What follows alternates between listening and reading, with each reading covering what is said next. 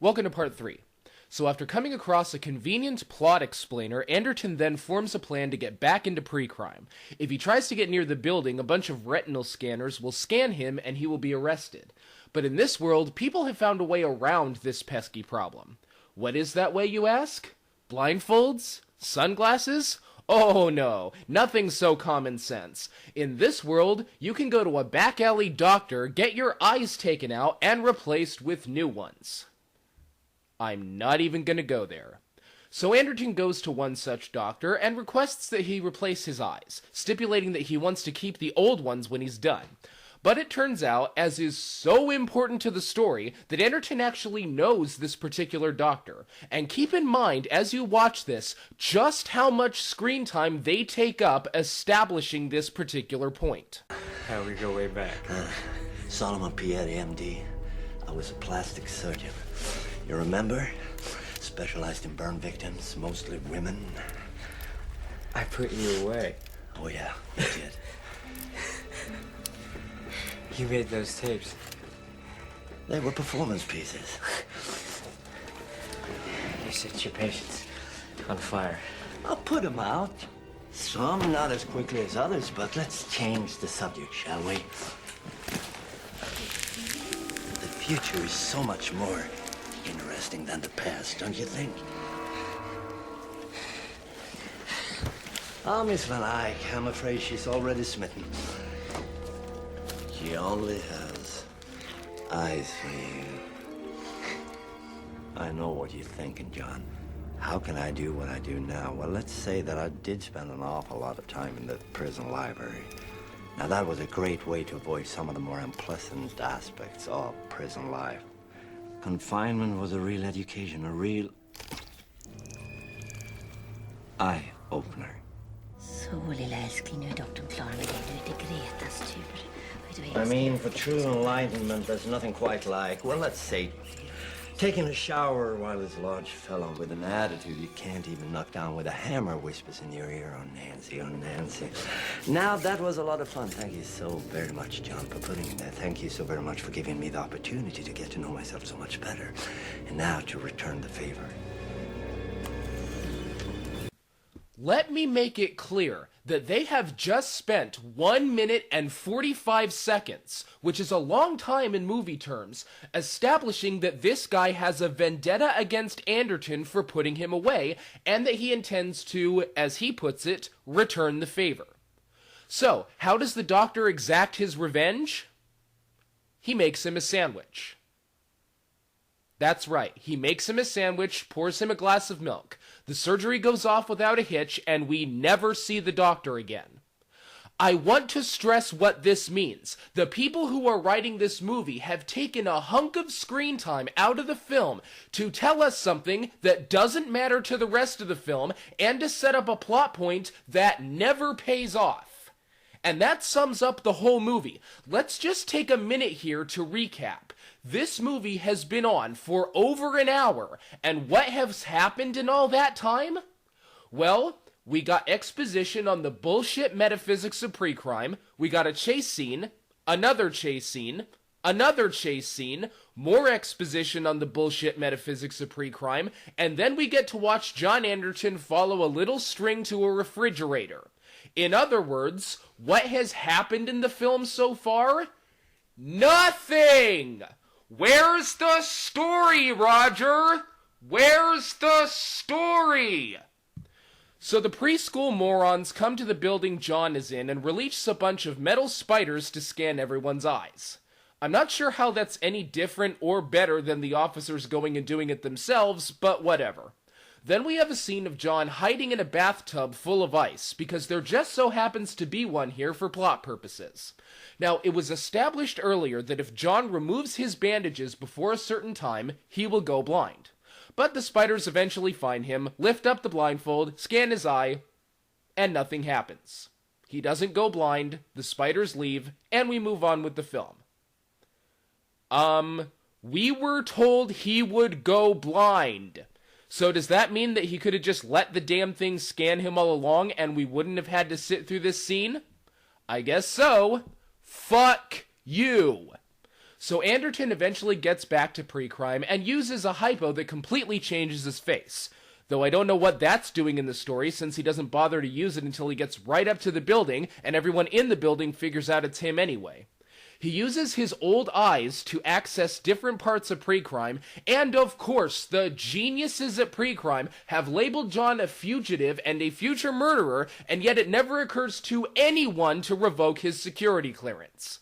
So John eventually runs into his old pal who helped him out earlier, sort of. Easy there, old timer. Who cleared you? You're not supposed to be in here. Listen, Wally. Do I know you? Who are you? I like you, Wally. So I don't want to have to kick you or hit you with anything hard. But only if you promise to help me. Oh, hi, John. No. See, by your own established logic, you should only help him out for exactly 2 minutes and then hit the alarm. But since this scene doesn't call for a ticking clock, he's with him all the way this time. Meanwhile, the pre-crime officers figure out that there are actually 4 people in the room John Anderton is supposed to kill Leo Crow in. Eventually, it is revealed that the 4th person is the female precog herself. So John and his conveniently helpful friend attempt to download the Minority Report, but the pre-crime geniuses come and stop him. They seal off every exit, so John and the female precog escape by flushing themselves down the toilet. What, you think I'm joking about that?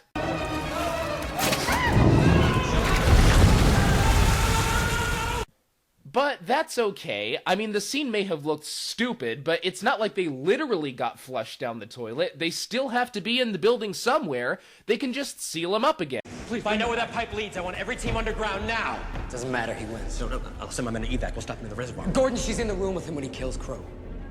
She's already a part of his future. Hey, moron! Fucking moron! By that logic, you shouldn't even have been trying to capture him all this time, because he's already destined to be in the room. And by that logic, you shouldn't even have been trying to stop murders at all in pre-crime, since these people are already destined to be murderers. Stopping predetermined events is what you do! But they need the movie to keep going, so they just let Anderton go. He takes the female precog to a holodeck of sorts and has a friend try and download the Minority Report. And now let me briefly comment on the religious aspects of this film.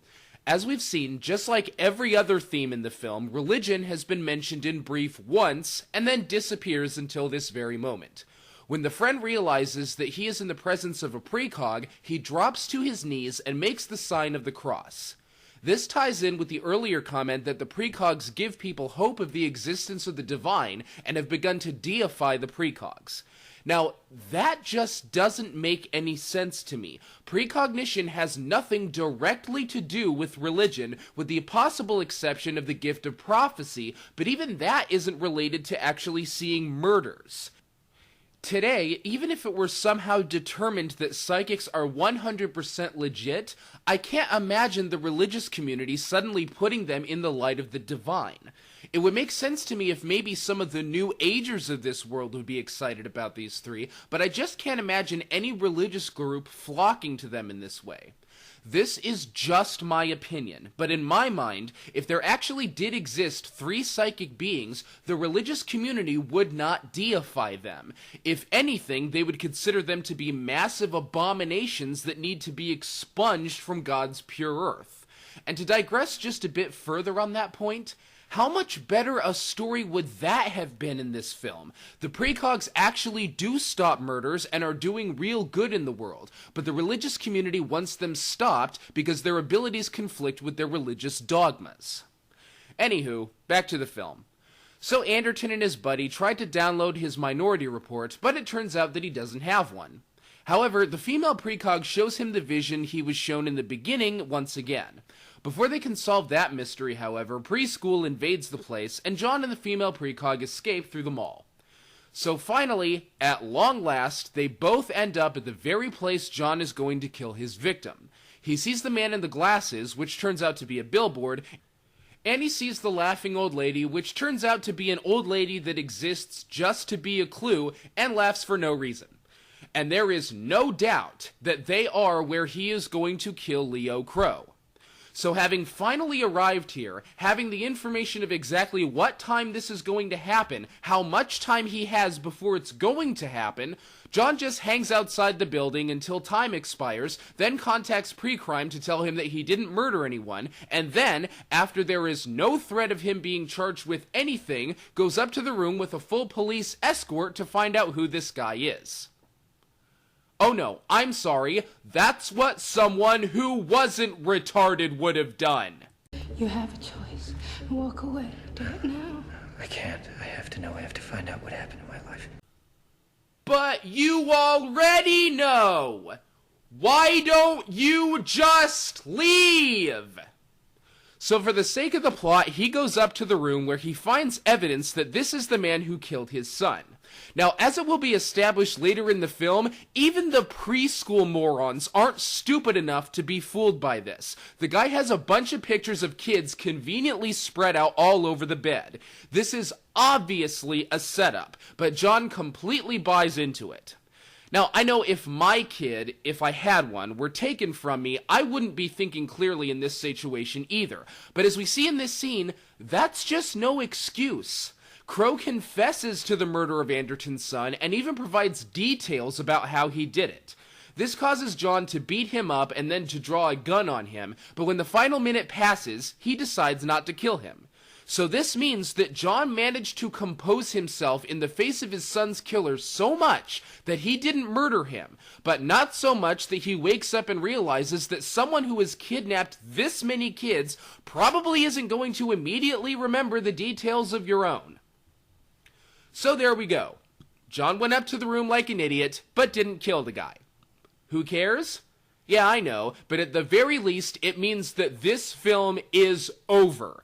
That's it. We can all finally stop watching this piece of shit. You're not gonna kill me? No.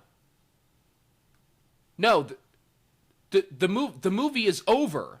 If you don't go through with this, my family gets nothing. Okay? You're supposed to kill me. No, it's over. It has to be over. You've already wasted 2 hours of our time. You told me I'd be released if I went along and my family would be taken care of. If you did what? If you did what? If I acted like I killed your kid. Okay? If you killed my kid. Look, you don't kill me, my family gets nothing, okay? No, this movie has sucked for 2 hours. We don't need to watch anymore. You told us this was gonna be the ending. It's over. It has to be. Goodbye, Crow. Anderson, wait a second!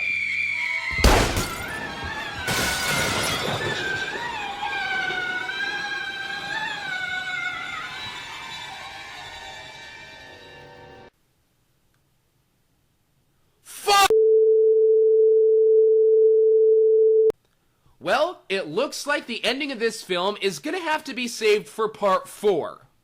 Oh, I'm sorry, you only wanted a 3-part review? Well, I only wanted one ending to this piece of shit. Don't blame me, blame this asshole.